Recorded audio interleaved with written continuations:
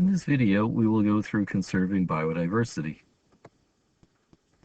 Conservation biology seeks to understand and protect biodiversity. Extinction will cause a decrease in biodiversity.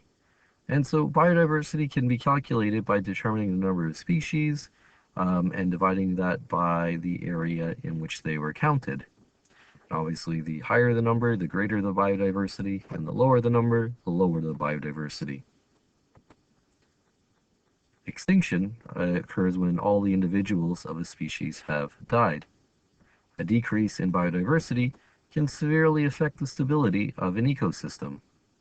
So, as extinction occurs and species are no longer around, this can affect food chains and food webs within ecosystems and disrupt that flow of energy.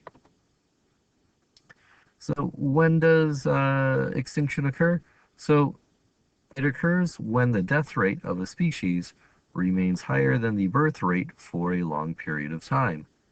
This can be a result of changes in biotic and abiotic factors to ecosystems.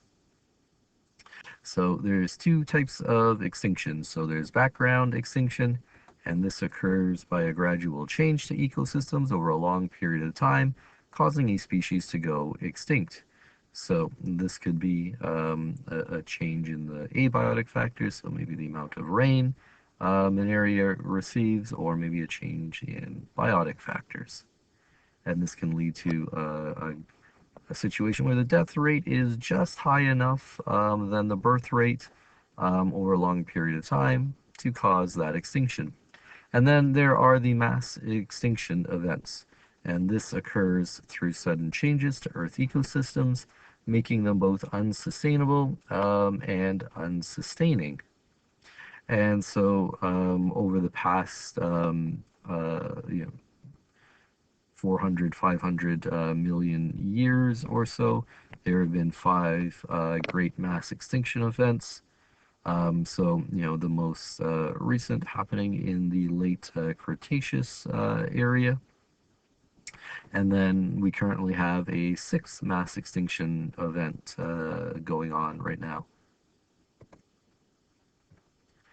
And so humans are the primary cause of this 6th mass extinction event, and the primary cause of extinction of species in modern times.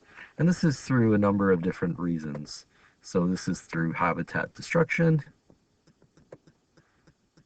harmful chemicals introduced to the environment through pollution, hunting and trapping, so that overexploitation, and the introduction of invasive species that outcompete native species in those ecosystems.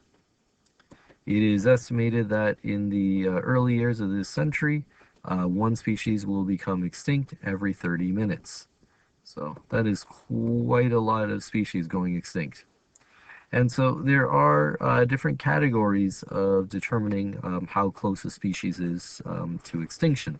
So there's species at risk. So when populations of a species declines over time, the species may be at risk. So when we say at risk, this is any native species that is in danger of becoming extinct or disappearing from a region. And so there are the different levels of risk, all the way from extinct to special concern. So special concern would be any species that is at risk because of the lower declining numbers at the fringe of its range. These examples would include like the wolverine and the gray fox.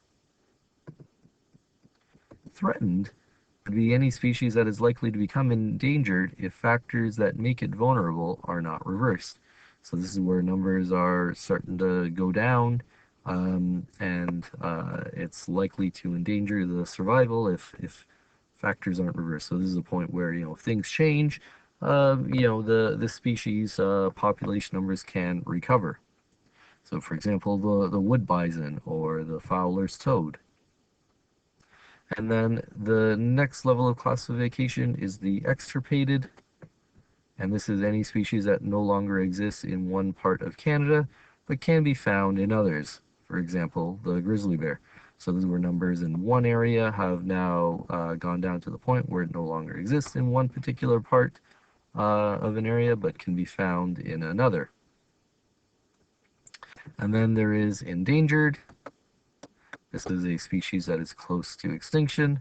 So, for example, the tiger is very close to extinction. It is like critically endangered, which is probably one step above endangered.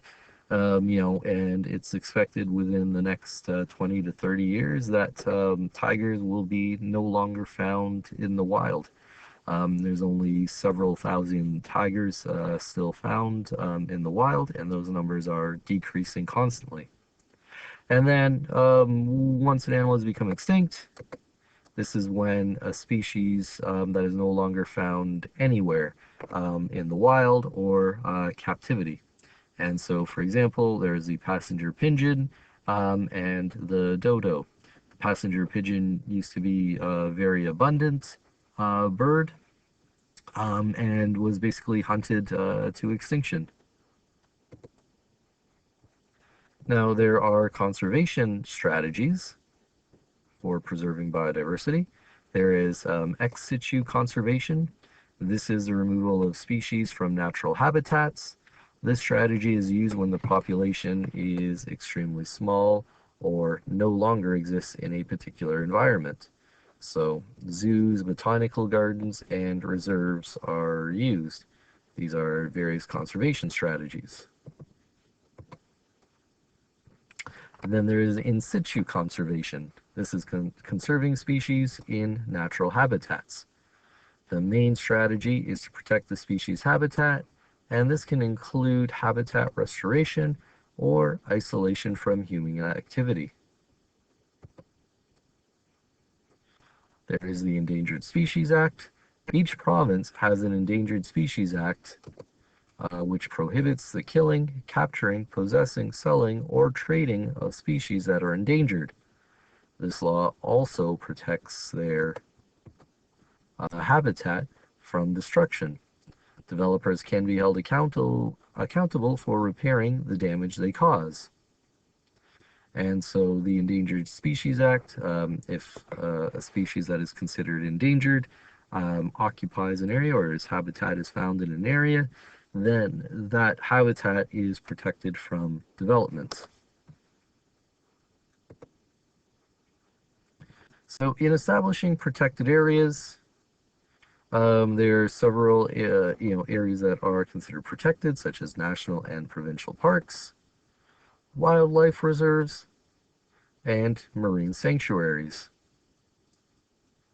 In Canada, we have a lot of national and provincial parks, and we even have marine sanctuaries out on our west coast and even on our east coast. Wildlife reserves you tend to find out in Africa.